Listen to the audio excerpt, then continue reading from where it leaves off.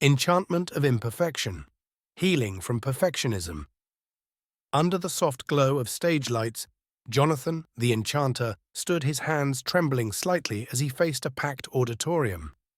He was renowned for his flawless performances, but the internal pressure to be perfect had grown into a monstrous shadow over his heart.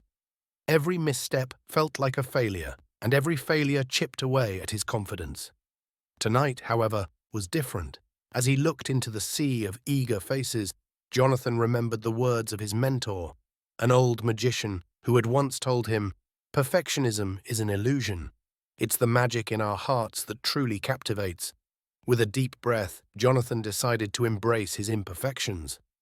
The show began, and for the first time, he allowed himself to improvise, to let the magic flow naturally. A slight fumble with a deck of cards turned into a moment of humor, drawing laughter and applause from the audience. A miscalculated spell led to an unexpected burst of fireworks, enchanting everyone present. Jonathan's authenticity and joy in his craft shone brighter than any flawless trick could. As the final act approached, Jonathan invited a young boy from the audience on stage. The boy, wide-eyed with wonder, reminded Jonathan of himself at that age. Together, they performed a simple but heartfelt trick, transforming a handkerchief into a dove.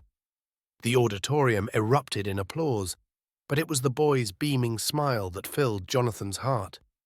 In that moment, Jonathan realized his true dream had always been to inspire others. He saw the spark of magic in the boy's eyes and knew he had passed on the torch. Jonathan, the enchanter, left the stage that night not just as a famous magician, but as a beacon of inspiration. He showed that embracing one's flaws and finding joy in the journey could create the most enchanting magic of all. And somewhere in the crowd, a future magician found the courage to dream.